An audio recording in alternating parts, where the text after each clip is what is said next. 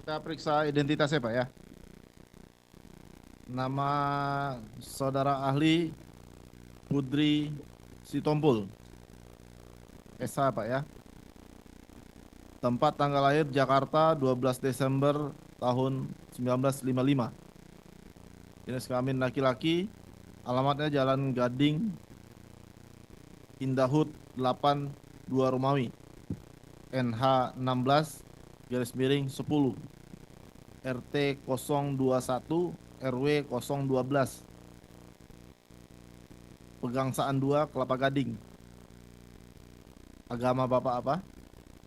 Agamanya Islam. Pekerjaan Bapak dosen ya. Bapak warga negara Indonesia. Bapak kenal dengan para pemohon? Tidak ada hubungan keluarga ya. Hubungan pekerjaan apalagi ya. Silakan diambil sumpahnya. Tanggapannya terhadap ahli ini? Ya keberatan ya. Ikuti ucapan sumpahnya atau bacaan sumpahnya Pak ya. Bapak agama Islam tadi ya. Bismillahirrahmanirrahim. Bismillahirrahmanirrahim. Demi Allah saya bersumpah Demi Allah saya bersumpah bahwa saya bahwa saya sebagai ahli sebagai ahli akan memberikan pendapat pendapat dengan sebaik-baiknya dan sebenar-benarnya dengan sebaik-baik dan sebenar-benarnya menurut pengetahuan dalam bidang keahlian yang saya miliki. bidang pengetahuan yang saya miliki. Silakan duduk Pak.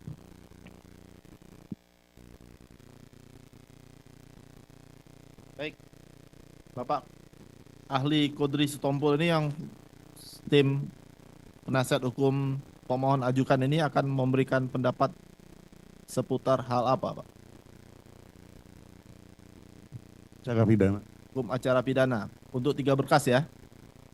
Silakan untuk bertanya terlebih dulu. Baik, terima kasih Prof. Selamat datang di persidangan ini. Sebelumnya kami akan menanyakan tentang mohon maaf pekerjaan Prof sehingga kami bisa lebih jelas nanti fokus dalam hal pertanyaan. Gimana? Pekerjaan, Saya keahlian.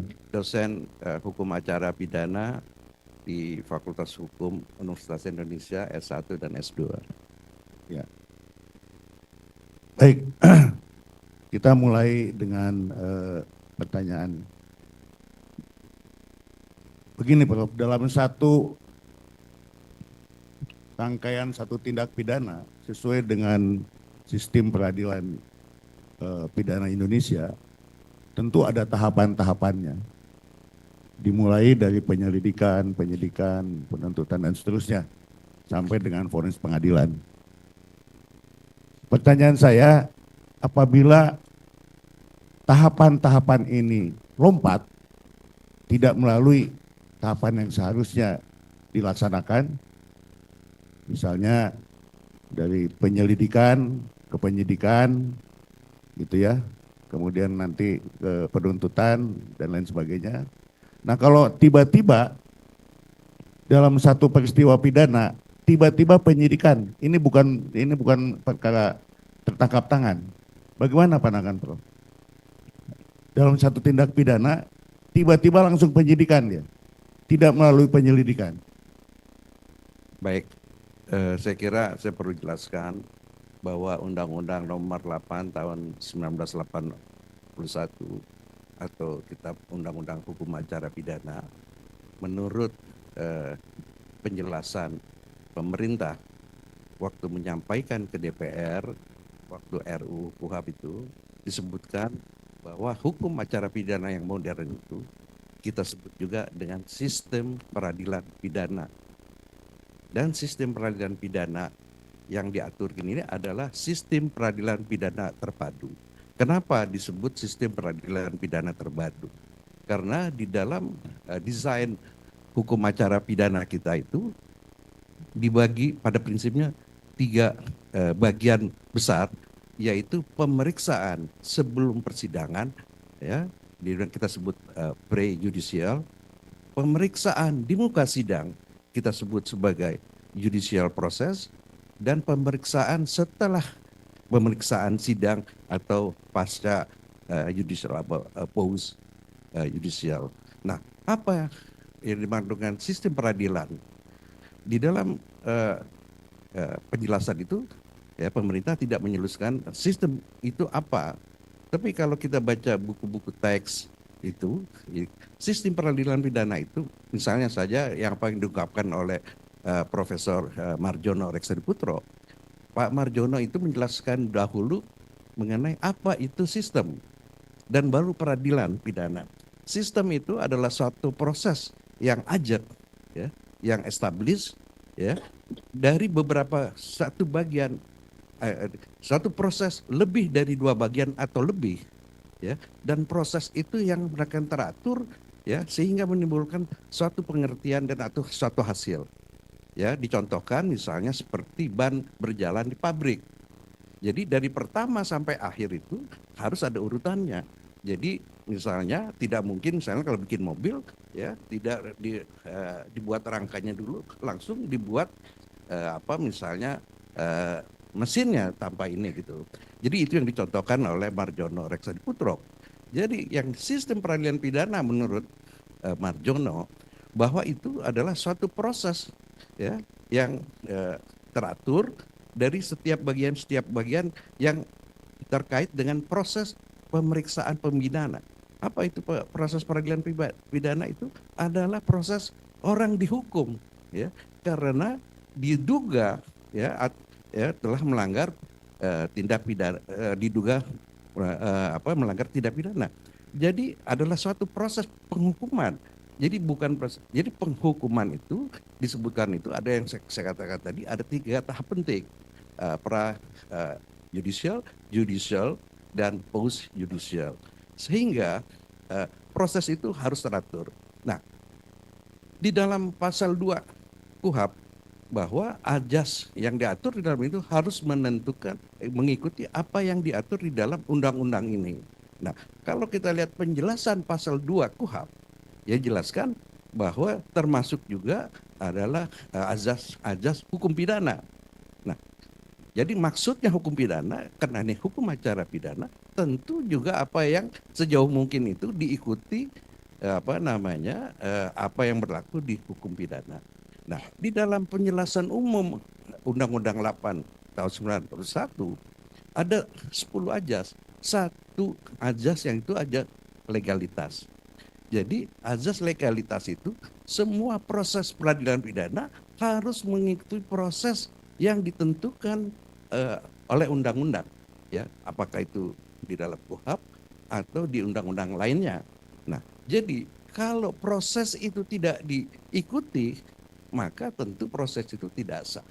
Jadi kalau misalnya proses itu dilengkap-lengkap itu tentu tidak sah. Jadi kesimpulannya, pertanyaannya penasihat hukum dari pemohon PK ini adalah kalau prosesnya itu lompat-lompat, menurut pendapat saya itu tidak sah. Akibat hukumnya juga sama. Akibat hukumnya tentu tidak sah. Tidak sah, ya. Jadi itu batal demi hukumnya. Batal demi hukum, ya. Oke, saya kemudian lari kepada soal para peradilan, Prof. Apa kira-kira perbedaan di dalam pra peradilan itu kalau pra peradilan itu antara gugur dan putusan, diputus oleh pengadilan pra peradilan. Jadi begini, di dalam permohonan pra peradilan ini kemudian belum sempat diputus, belum sempat diperiksa, apalagi diputus. Kemudian ini menjadi gugur akibat perkara pokoknya sudah masuk ke pengadilan. Baik. Ya, memang di ketentuan KUHP bahwa permohonan pra peradilan itu gugur kalau berkas perkaranya sudah diikat. Nah, sekarang apa bedanya pemeriksaan pra peradilan dengan pemeriksaan biasa? Jadi di dalam KUHP itu ada pemeriksaan biasa, cepat dan singkat. Ya, itu termasuk bab, ya, pemeriksaan di muka persidangan. Nah, di pra peradilan itu tidak masuk di dalam bab persidangan itu. Dia merupakan bab tersendiri. Kenapa? Pra peradilan itu adalah kewenangan pengadilan untuk memeriksa. Ya, aslinya itu salah tangkap, ya, salah tahan, minta rehabilitasi dan ganti rugi. Tapi berdasarkan putusan Mahkamah Konstitusi, ya, tahun 2013 itu pengertian atau objek dari pra peradilan itu luas, ya. Ya, apa yang menjadi objek pra peradilan itu semua pemeriksaan, semua administrasi sebelum di muka persidangan itu menjadi objek dari pra peradilan. Tujuannya apa? Untuk menyatakan penyidikan itu tidak sah, ya.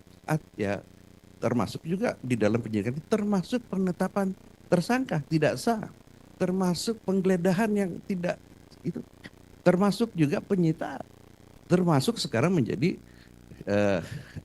objek atau ruang lingkup atau yurisdiksinya pra peradilan. Dan ditambahkan bahwa untuk menetapkan seorang tersangka selain harus ada minimal 2 alat bukti yang sebagaimana dimaksud pasal 108 KUHP dan pernah dijadikan calon tersangka. Dan ini selalu menjadi perdebatan oleh pihak penuntut umum termasuk KPK bahwa pertimbangan Mahkamah Konstitusi itu bukan amar putusan. Jadi kalau kita lihat undang-undang pokok kekuasaan kehakiman, putusan itu terdiri pertimbangan dan amar.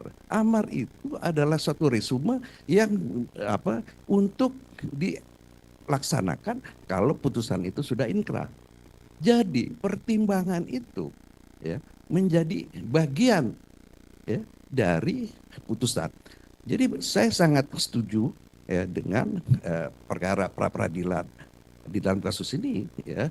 Kalau nggak salah di pengadilan sini juga, pengadilan negeri itu, ya, di Bandung, ya, di Bandung. Ya, yang terakhir di Bandung. Ya, di Bandung menyatakan apa yang dinyatakan oleh MK itu diadopsi, diterima oleh oleh hakim. Nah, jadi pertanyaannya apa yang membedakan? Ya kan? Ya itu saya katakan tadi, ya. Terus dikatakan apa akibat hukumnya?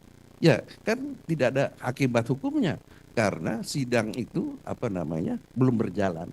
Kalaupun persidangan pra peradilan ditolak, bukan berarti apa-apa yang dikemukakan di pra peradilan tidak boleh, karena pemeriksaan menurut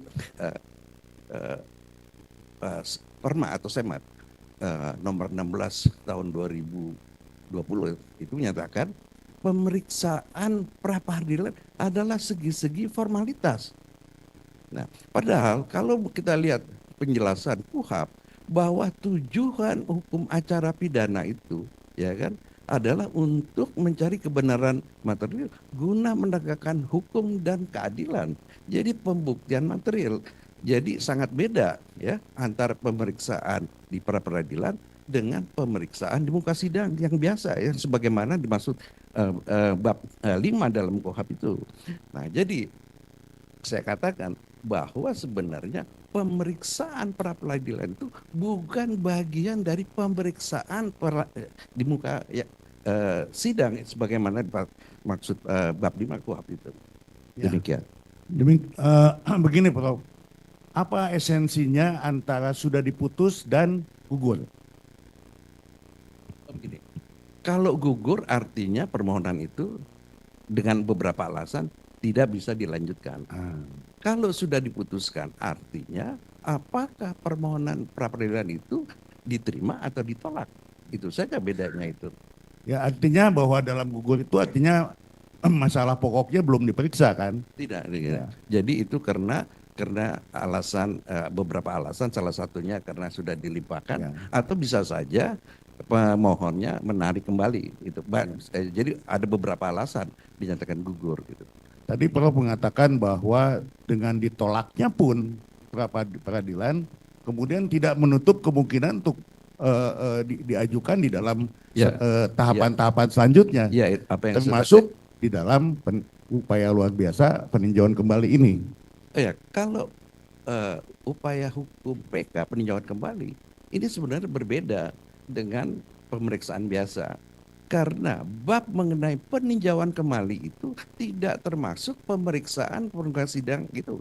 Pemeriksaan itu kan ada biasa, cepat dan singkat gitu loh. Nah, jadi itu di dalam bab mengenai upaya hukum luar biasa itu bukan persidangan, ya kan? Dia kalau kita lihat di pasal 265 KUHP bahwa ketua pengadilan negeri yang menerima permohonan menunjuk ya hakim yang belum pernah memeriksa perkara itu untuk memenuhi sebagaimana alasan-alasan sebagaimana masuk pasal 263 ayat 2, yaitu yang mengatakan bahwa adanya keadaan baru, ada kedua mengenai ada putusan yang bertentangan atau ada kekeliruan atau kekeliruan hakim. Jadi pemeriksaan yang diatur menurut KUHP itu adalah apakah permohonan, bukan permintaan. Jadi persisnya di dalam KUHP itu ya, PK itu bukan permohonan, meminta mengajukan ya, mengajukan permintaan jadi persisnya kalau tidak salah terhadap putusan yang telah mempunyai terhadap putusan pengadilan yang telah mempunyai kekuatan hukum yang tetap kecuali putusan bebas atau onslah ya terpidana atau ahli warisnya ya dapat mengajukan permintaan peninjauan kembali. Jadi itu bukan pemohon, tetapi memang di dalam pasal berikutnya ada istilah pemohon. Tetapi kita lihat bahwa peninjauan kembali itu adalah upaya hukum luar biasa dan pemeriksaan yang dimaksud pasal 265 itu bukan pemeriksaan sebagaimana dimaksud pemeriksaan sidang itu. Karena itu di dalam, saya lupa nggak salah ayat 6-nya di pasal di ayat berikutnya ya, dinyatakan dalam pemeriksaan itu pemohon, di situ istilahnya tadi yang tadinya dibilang mengajukan dibilang pemohon dan jaksa dapat ikut hadir. Jadi kita mesti agak kritis. Kenapa pembuat undang-undang menyatakan jaksa? Coba kita bandingkan misalnya upaya hukum banding dan kasasi.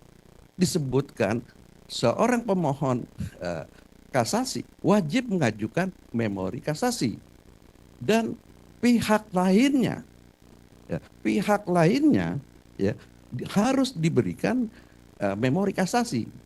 Pihak lainnya siapa di dalam tentu penuntut umum. Nah, kalau kita lihat pasal di atasnya terhadap putusan banding ya, terdakwa atau penasihat hukumnya atau penuntut umum dapat mengajukan kasasi, disebutkan penuntut umum.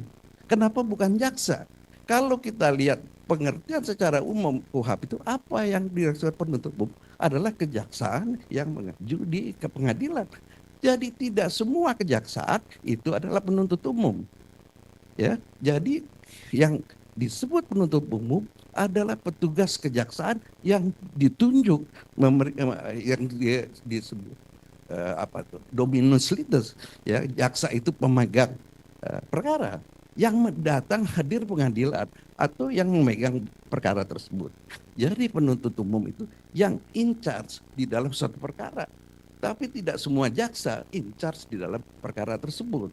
Nah, kembali lagi, kenapa di dalam pasal 265 itu dinyatakan pemohon dan jaksa ya ikut hadir. Ya, jadi bukan penuntut umum dan ya jaksa dapat mengajukan pendapatnya ya, di dalam itu, bukan dia memberikan kontra memori kasasi. Kalau kita secara teliti di dalam pasal 263, 264 dan seterusnya tidak ada kata-kata memori banding atau memori kasasi seperti dimaksud banding dan kasasi. Hanya menyatakan alasannya. Tidak ada disebutkan memori kasasi ya, atau memori PK. Atau lawan pihaknya mengajukan kontra memori PK. Kalau kita teliti, kalau kita bandingkan antara banding, kasasi, dan PK. Kalau kita bikin matriksnya, ada yang dikatakan PK itu tidak wajib ya memori kasasi. Hanya kalau kita lihat lagi di pasal 265 ayat 1, hakim itu yang ditunjuk oleh ketua umum untuk memeriksa alasan itu. itu sudah alasan yang sebagaimana dimaksud di pasal 263 ayat 2 sudah terpenuhi atau tidak. Itu aja sebenarnya. Demikian. Ya, jadi artinya dalam hal ini pihak kejaksaan ini hanya memberikan pendapat ya. Ya demikian. Kalau kita secara letterlet di pasal berikutnya dibuat berita acara pendapat. Kalau kita secara letterlet ya di pasal berikutnya, di ayat berikut. Jadi tidak ada sebenarnya crossfire. Misalnya kita pemeriksaan sidang biasa, ya kan? Hakim ya mempersilakan ya penuntut umum untuk menanyakan. Berikutnya diberikan kesempatan kepada ini. Ya, kemudian juga ya setelah setelah seorang saksi memberikan keterangan, ya terdakwa atau penasihat hukumnya dapat memberikan tanggapan. Itu maksudnya crossfire. Ya dia boleh ini berselang sengketa. Tetapi di dalam 263, 264 tidak ada dinyatakan pihak lainnya dapat ini. Gitu. Jadi menurut pendapat saya sebenarnya pemohon PK ini adalah one side, satu track aja. Ya, itu karena luar biasa dan ini diberikan kepada apa? Kepada terpidana. Nah, kita lihat ya, dalam praktiknya ya, di dalam semasa sebelum era reformasi ya di dalam perkara banyak perkara ya, perkara Mokhtar Pakpahan, perkara Gandhi School ya. Penuntut umum boleh mengajukan PK. Padahal kalau kita konsep itu adalah haknya terpidana atau ahli warisnya. Tetapi dengan kebijakan Mahkamah Agung dibolehkan. Ya, tetapi setelah reformasi, Undang-Undang Kekuasaan Kehakiman, Undang-Undang Mahkamah Agung menyatakan bahwa hanya terpidana atau ahli warisnya. Kemudian ada Undang-Undang Kejaksaan yang baru, ya. Undang-Undang Kejaksaan baru itu membuat bahwa kejaksaan boleh mengajukan PK. Tetapi ini dibawa ke Mahkamah Konstitusi, dibatalkan. Akhir Mahkamah Konstitusi konsisten terhadap KUHP dan undang-undang itu. Nah, jadi kenapa saya katakan ini adalah sebenarnya PK ini one right. Ya, cuman ini. Tapi jaksa boleh memberikan pendapatnya, tetapi dia bukan crossfire. Ya, demikian. Ya, begitu ya. Jadi dalam hal ini kedudukan jaksa itu hanya memberikan pendapat, Ya. ya kan? Nah, ahli selanjutnya bahwa dalam pendapat yang diberikan oleh jaksa ini, apakah sama nilainya, sama kualitasnya dengan pemohon? Di dalam secara prinsip bahwa itu apa yang dijelaskan oleh pemerintah di dalam RUU maupun di dalam penjelasan itu, bahwa para pihak di dalam perkara itu diberikan kesempatan yang sama, yang seimbang. Karena itu ada istilah, ada equal. Jadi semua pihak ya dalam perkara ini tentu penuntut umum dan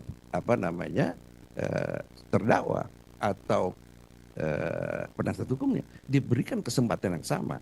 Tetapi itu dalam konteks adalah yang normal.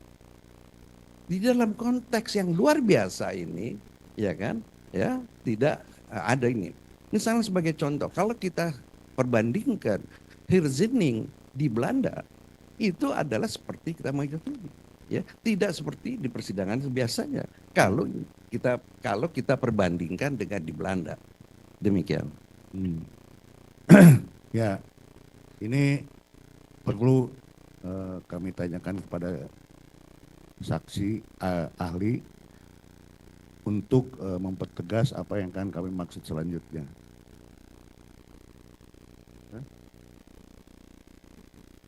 Ya. Kemudian saya coba lari ke soal yang lain. Di dalam satu perkara pidana di mana para terpidana ini kemudian mengajukan gerasi. Ya kan? Pertanyaan saya, apakah itu menutup jalan bagi para terpidana untuk mengajukan PK? Baik. Gerasi yang sekarang dasar hukumnya itu adalah Undang-Undang Nomor 22 tahun 2002 yang telah dirubah oleh Undang-Undang Nomor 5 tahun 2010. Gerasi itu adalah di dalam penjelasan Undang-Undang Nomor 22, gerasi itu adalah hak prerogatif presiden di bidang judisial, ya, dapat berbentuk pengamanan yang terdiri bisa merubah, memperingan, ya, atau membebaskan atau tidak melaksanakan putusan, ya. Dan seterusnya dikatakan bahwa gerasi, pemeriksaan gerasi ini bukan pemeriksaan teknis yudisial sebagaimana dimaksud dengan perkara. Itu disebutkan jelas di dalam Undang-Undang Nomor 2 dalam penjelasannya itu. Dan disebutkan bahwa gerasi itu tidak memberikan pendapat terhadap proses yang beracara dengan ini. Nah, di dalam pasal 14, kalau nggak saya salah, di Undang-Undang Nomor 22, dalam hal gerasi diajukan bersamaan dengan PK atau dalam waktu yang tidak jauh, maka gerasi harus diputuskan sebelum putusan PK itu keluar. Apa artinya? Dimungkinkan gerasi itu juga diajukan PK atau sebelumnya PK ya mengajukan gerasi, karena gerasi ini bukan bagian dari sistem peradilan pidana. Di mana kita tahu bahwa undang-undangnya itu secara menjelaskan ini bukan bagian daripada ini, karena dia adalah hak prerogatif presiden di bidang yudisial, dan dikatakan ini bukan bagian teknis yuridis peradilan sebagaimana. Jadi ya, di dalam praktik orang boleh saja ya mengajukan gerasi tanpa PK, atau orang mengajukan PK tanpa gerasi, atau sebaliknya gitu. Nah, atau kedua-duanya. Ya. Cuman pertanyaannya, apabila gerasi ditolak, ya misalnya, atau boleh. Nah, banyak umum menyatakan gerasi itu adalah pengakuan kesalahan. Bukan. Karena di dalam Undang-Undang Nomor 22 itu tidak ada disebut kesalahan. Nah, kalau dikaitkan dengan konteks teori hukum pidana, apa dimaksud dengan kesalahan? Apakah should, ya, yang dimana whether terlalu. Jadi unsur setiap pidana itu harus ada unsur melawan hukum. Unsur melawan hukum itu harus ada kesalahan atau should. Apakah ini yang dimaksud dengan kesalahan? Tetapi undang-undang itu tidak pernah menyinggung dalam gerasi ya mengenai kesalahan. Tetapi ini adalah pengertian yang salah terhadap bahwa seolah-olah gerasi itu adalah pengakuan kesalahan, padahal itu bukan. Gitu ya. Ya. Jadi kesimpulannya boleh saja orang mengajukan gerasi dan kemudian dia mengajukan PK. Ya. Kembali lagi, alasan PK itu hanya di pasal 263 ayat 2. Ya. Tidak ada larangan lainnya, yang ada hanya kebolehan, bukan larangan. Gitu. Yang ada di larangan mengenai PK itu, putusan PK itu tidak boleh lebih berat dari putusan pengadilan yang terakhir diajukan PK, itu aja. Ya kan? Lainnya nggak ada larangan, kebolehan aja. Ya. Baik, terima kasih saudara saksi. Satu lagi saya ingin tanyakan adalah mengenai soal PK itu tadi. Tadi saksi ahli menyatakan bahwa PK itu one track ya. Apakah saksi setuju dengan pandangan bahwa area upaya hukum luar biasa PK ini adalah bisa dikatakan sebagai panggungnya pemohon? Ya bisa jadi. Ya karena yang saya katakan ini adalah haknya one track. Ya, jadi memang panggung itu. Jadi kan begini. ini kan sebenarnya PK itu untuk meyakinkan ya, ke semua pihak ya, yang berkepentingan bahwa peradilan yang diputuskan itu sudah benar, ya kan? Nah, oleh undang-undang ya, diberikan lagi hak kalau andai kata ada hal yang baru, keadaan yang baru, ada yang ketiga alasan ini untuk apa namanya diberikan kepada terpidana. Karena PK itu, karena kita katakan bahwa hukum pidana itu adalah sifatnya adalah sifatnya melanggar hak asasi dan merupakan penderitaan, ya apakah penderitaan badan atau harta atau kehormatan.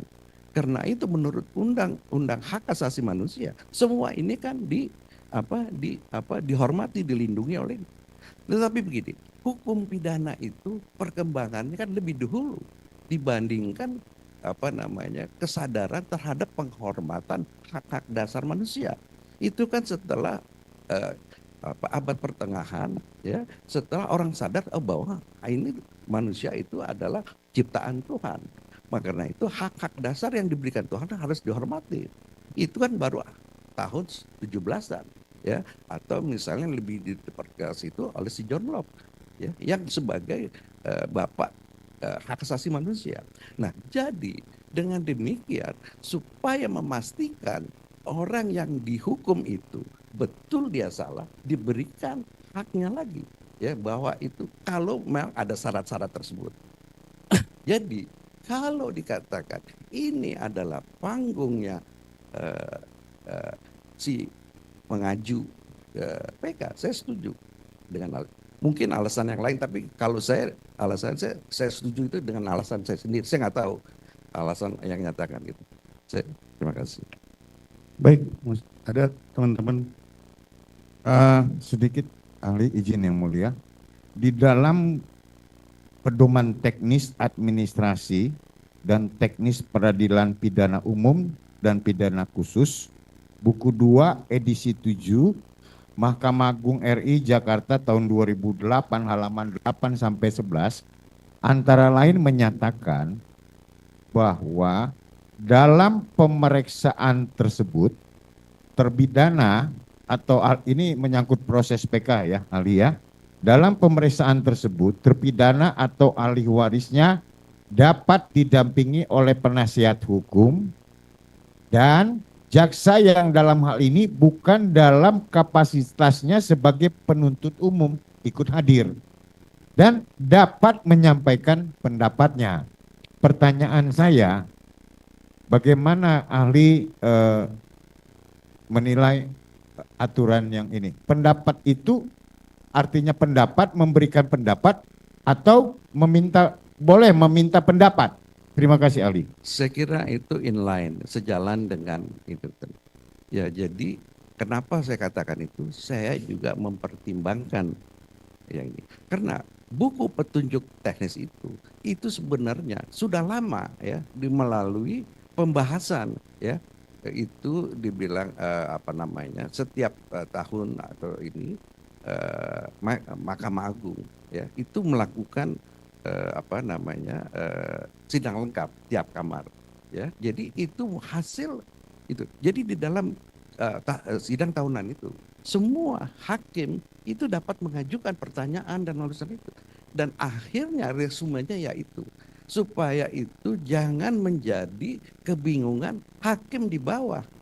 Ini kan sebenarnya pedoman yang harus diikuti oleh hakim itu, karena kenyataannya masing-masing hakim itu mempunyai penafsiran, mempunyai diskresi sendiri terhadap. Padahal penafsiran dan diskresi di dalam hukum acara pidana itu sangat ya dibolehkan, tapi itu kalau dilakukan karena perlu, karena itu adalah disebutkan hukum legalitas itu harus ada di hukum legalitas sempit. Ya, tidak seperti hukum pidana material, ya kan? Hukum pidana formil itu adalah harus ya disepakati, jangan terjadi diferensial di dalam perkara-perkara ini gitu. Karena itu putusan itu petunjuk itu adalah acuan atau pedoman kepada hakim-hakim di bawahan, dalam hal ini pengadilan negeri yang memeriksa permohonan PK. Oke, terima kasih ahli. Terakhir, ahli, bagaimana pendapat ahli terhadap suatu novum, di mana novum ini adalah suatu fakta yang sebenarnya sudah terjadi pada saat suatu peristiwa itu disidangkan, ya, atau sebelumnya, namun baru ditemukan. Ya, nah fakta tersebut telah dibuat di dalam akta notaris dengan status legalisasi di depan notaris. Artinya akta itu ditandatangani oleh orang yang membuat pernyataan novum itu di depan notaris. Bagaimana pendapat ahli terhadap novum yang demikian? Kita pahami bahwa novum itu bukan bukti aja, keadaannya. Jadi kalau menurut pasal 263 itu ya keadaan baru ya itu ya. Jadi keadaan baru itu bisa bukti, barang bukti, atau misalnya ada peristiwa tertentu yang kalau peristiwa itu ada bisa membebaskan atau meringankan orang itu. Nah, sekarang bagaimana orang itu memberikan keterangan? Itu kan afidavit. Ya, afidavit ya. Afidavit itu orang memberikan keterangan secara tulis di bawah sumpah. Tetapi kadang-kadang juga di dalam sistem Anglo-Saxon itu, misalnya katakanlah di Singapura, ya kan, kalau ahli hukum Indonesia dimintakan ahli di dalam persidangan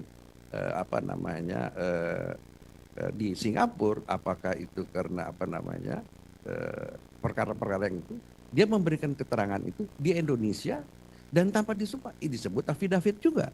Tapi kalau kita lihat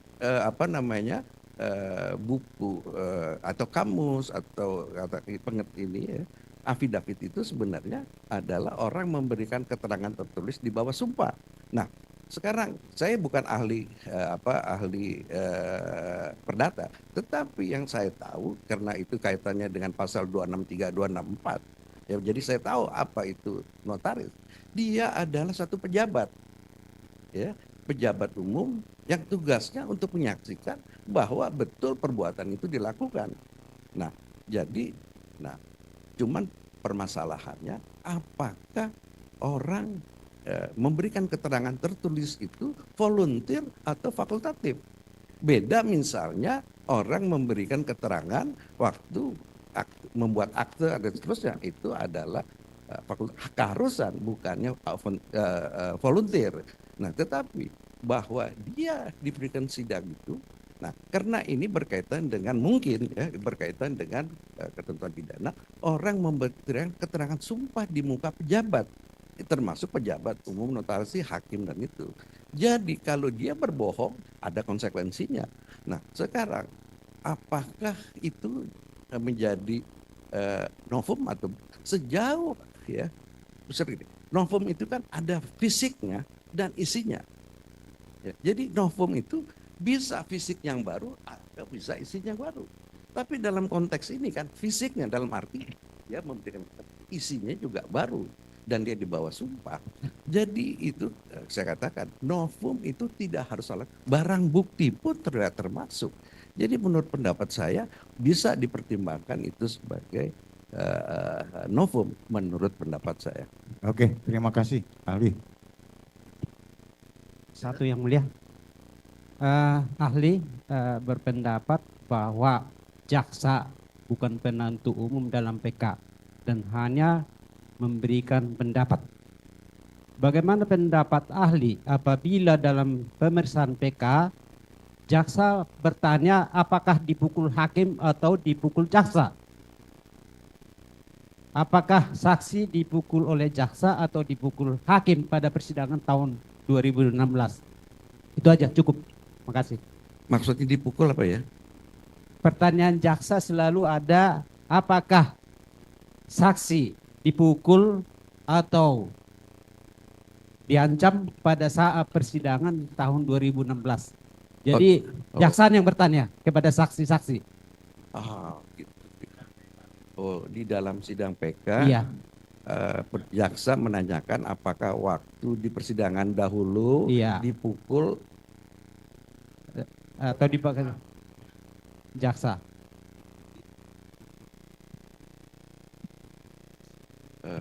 pertanyaan boleh atau novo begitu. Boleh pertanyaan begitu. Baik, Ahli. sebenarnya Ya, saya kalau misal begini, Su- kalau kita strict terhadap apa yang dimaksudkan novum itu kan yang baru yang tidak pernah itu. Tapi kalau yang dahulu itu ya itu sebenarnya nggak relevan untuk apa? Karena ini Ya. mestinya adalah hal yang baru, bukan yang kalau yang tidak baru itu kan bukan ruang lingkupnya PK, ya kan? Jadi sebenarnya bukan, jadi nggak relevan karena itu sebenarnya itu udah di ininya apa namanya ininya sudah apa ya ruang lingkupnya udah beda menurut saya. Ya, Ya. cukup. sebenarnya pertanyaan Bapak itu sudah dijawab oleh ahli di awal-awalnya. Karena ini memang hak ini diberikan menurut pendapat ahli, ini hanya kepada pemohon. Sedangkan termohon di sini bersifat pasif. Begitu kan, Pak? Ya. Seperti yang Bapak sampaikan di awal tadi dan atas pertanyaan dari rekan saudara juga. Sudah terjawab ya, Pak ya? Baik, cukup ya. Dari termohon, ada yang mau ditanyakan?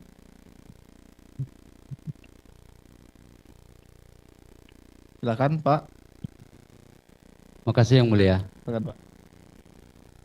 Terima kasih penjelasan ahli terkait keahlian hukum acara pidana. Kami mohon pendapat ahli terhadap upaya hukum peninjauan kembali yang diajukan oleh para pemohon atau terpidana yang telah memperoleh kekuatan hukum tetap. Jika permohonan PK itu ditolak, apakah bisa berkali-kali mengajukan peninjauan kembali lagi? Mohon pendapatnya ahli. Kalau menurut KUHAP hanya sekali. Itu dikuatkan juga oleh Undang-Undang Mahkamah Agung. Tetapi itu direvisi oleh putusan Mahkamah Konstitusi. Ya. Nah, karena itu Perma nomor 14 saya seingat saya tahun 2000 dibolehkan diajukan tetapi dengan syarat yang sangat restriktif sekali. Tidak semua PK boleh di PK dua kali itu. Gitu. Jadi PK itu disitulah nanti peran hakim di pengadilan negeri untuk PK yang kedua kalinya itu. Ya kan? Apakah alasan itu betul-betul yang baru itu ya apakah kan karena ada pembatasan yang diajukan Mahkamah karena Mahkamah Agung juga tidak memberikan batasan yang sangat ketat itu apa gitu loh gitu. Jadi itu di situ lagi kebijakan. Nah, di dalam konteks PK itu hakim pengadilan negeri itu tidak memutus permohonan PK. Hakim itu akan memberikan pendapatnya apakah pengajuan permintaan PK itu telah memenuhi syarat yang sebagaimana dimaksud 263 ayat 2 itu sudah memenuhi alasannya atau tidak, itu aja menurut saya. Selanjutnya ahli, tadi ahli telah menegaskan bahwa ketentuan atau syarat limitatif di 263 KUHAP itu hanya ada 3. Novum, terjadi apakah, mohon maaf, kekilafan, kekeliruan atau pertentangan, kira-kira seperti itu. Pertanyaan kami yang ingin penegasan ahli supaya tidak membuang-buang waktu dalam proses PK. Apakah mengenai hal-hal yang berkaitan dengan jika suatu dalam perkara itu mohon maaf ada tekanan, ada paksaan, dan itu adalah ranah tadi ahli pra-peradilan, apa masih mungkin itu diungkap di sidang PK, sementara tadi ahli menyebutkan 3 poin itu yang memang harus ditaati dan belum boleh, walaupun mohon maaf kalau novum mungkin bisa dijabarkan, bisa barang bukti, bisa keterangan saksi. Mohon pendapat ahli. Jadi pertanyaannya apakah masalah penyiksaan di dalam penyiksaan ya itu dijadikan alasan untuk PK. Dari 3 alasan itu kira-kira yang mana ya kan? Apakah keadaan baru atau ada putusan yang bertentangan, yang kedua, atau ketiga karena ada kekhilafan. Nah, menurut saya setidak-tidaknya kalau memang terjadi keadaan tersebut bahwa salah satu alasan ya diajukan PK itu karena ada penyiksaan, di mana hal ini juga pernah diajukan di dalam persidangan dan tidak dipertimbangkan oleh hakim, ya kan? Itu kan tidak dipertimbangkan bahwa hari ini. Apakah itu menjadi dua atau satu atau dua atau tiga-tiganya gitu? Menurut saya karena begini, itu bisa satu ada tiga, ya. Karena begini, kita sudah meratifikasi, ya, sebelum itu kita ke Undang-Undang Dasar 45, setiap orang berhak mendapat peradilan yang adil. Dasarnya itu menurut Undang-Undang Dasar pasal 28D kalau tidak salah. Kemudian Indonesia sudah meratifikasi anti penyiksaan. Di dalam pembukaan, ya, konvensi mengenai anti penyiksaan, ya, itu karena ini pasangannya dengan political civil right, ya. Jadi di sini ada political civil right dan ada anti penyiksaan. Karena di dalam pembukaan, di dalam konvensi mengenai itu disebut bahwa di dalam peradilan sering digunakan penyiksaan untuk mencari pembuktian. Karena ini yang harus dihindari menurut ratifikasi itu. Nah, menurut saya itu adalah, saya kira merupakan hal yang baru. Karena apa? Dia baru mengungkapkan tentu dengan alasan-alasan yang berbeda. Nah, alasan yang berbeda gimana? Di dalam KUHP dikatakan penyidik dapat melakukan pemeriksaan di mana orang itu diperiksa atau di tempatnya penyidik. Atau ada befen behur atau yang berhur. Artinya apa? Kalau pemeriksaan di luar tempatnya pemeriksa, itu keadaan itu bukan tanggung jawab. Karena menurut KUHP setiap orang, apakah saksi atau tersangka, ya, dia harus diberikan keadaan yang bebas tanpa tekanan. Jadi kewenangan kalau di luar itu tidak ada tanggung jawab si pemeriksa terhadap keadaan yang harus tenang itu. Tetapi kalau diperiksa di tempat di mana penyidik dilakukan, penyidik itu wajib memberikan bahwa seseorang itu dapat memberikan keterangan tanpa tekanan, apalagi penyiksaan. Ya kan? Jadi dapat di mana hal yang baru ini? Karena dia bisa mengungkapkan, misalnya ada fakta-fakta baru. Karena fakta baru itu ada saksi yang lain yang atau misalnya ada bukti-bukti lain yang menunjukkan itu benar adanya penyiksaan di dalam proses penyidikan. Ya, belum tentu si pemeriksa yang melakukan penyiksaan, biasa aja. Ya. Kemudian karena saya katakan, kenapa yang bisa hal yang baru? Misalnya, ya, apakah ya, hakim, ya kan ini yang alasan ketiga, ya, kekhilafan atau kekeliruan. Apakah hakim itu sudah betul-betul memberi pertimbangan yang cukup? Karena menurut undang-undang kekuasaan kehakiman, ya, hakim itu harus memberikan pertimbangan. Atau kita lihat di pasal 197 kalau nggak salah atau 167, salah satu putusan KUHP, di KUHP ya, pasal 197 166, syarat-syarat dalam putusan. Di dalam syarat-syarat, kalau nggak salah huruf K atau huruf berapa, menyatakan hakim wajib memberikan pertimbangan terhadap hal ini. Tetapi dalam konteks misalnya itu, hakim itu tidak memberikan pertimbangan. Kecuali hakim bilang bahwa ini tidak dapat diterima. Tetapi kalau sama sekali tidak memberikan pertimbangan, ini adalah salah satu syarat untuk mengajukan PK. Jadi hakim itu khilaf, ya, di dalam mempertimbangkan, tidak mempertimbangkan seluruh apa yang terjadi di muka persidangan. Jadi menurut saya begitu. Selanjutnya ahli. Tadi ahli juga menjelaskan bahwa putusan itu terdiri dari pertimbangan-pertimbangan dan amar putusan. Kami mohon pendapat ahli, apa pentingnya seorang penuntut umum maupun hakim dalam proses persidangan menghadirkan saksi verbalisan?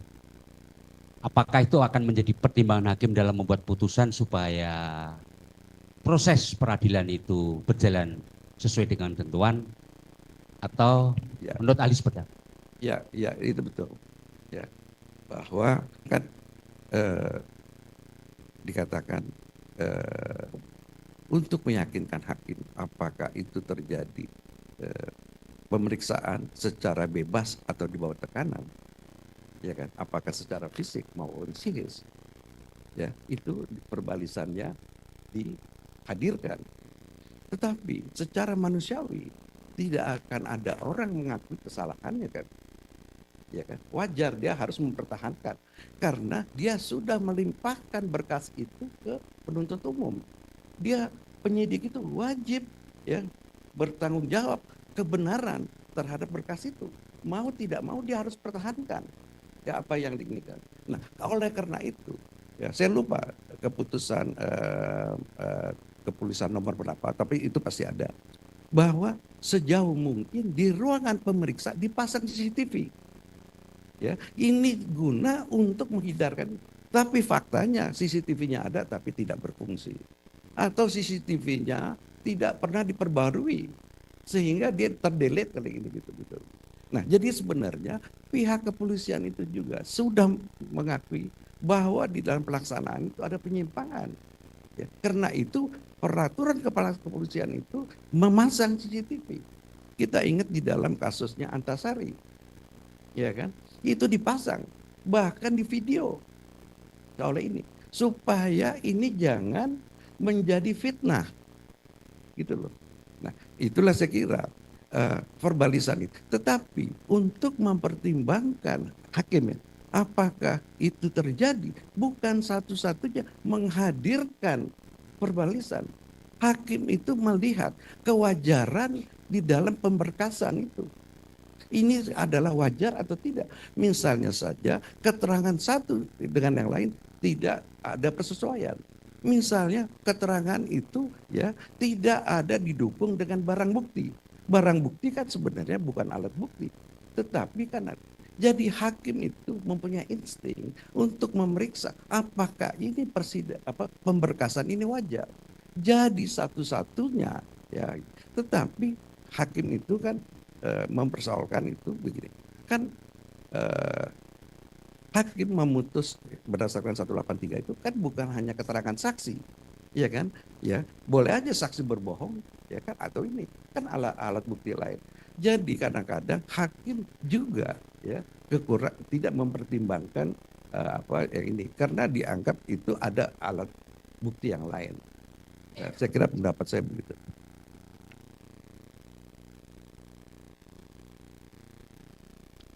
Terima kasih ahli. Kami menanyakan mudah-mudahan ke depan proses penyidikan menjadi baik dan taat asas. Tidak bermaksud lain, sama-sama untuk menegakkan hukum yang berkeadilan. Terima kasih ahli atas waktunya. Ada pertanyaan? Cukup yang mulia. Ada?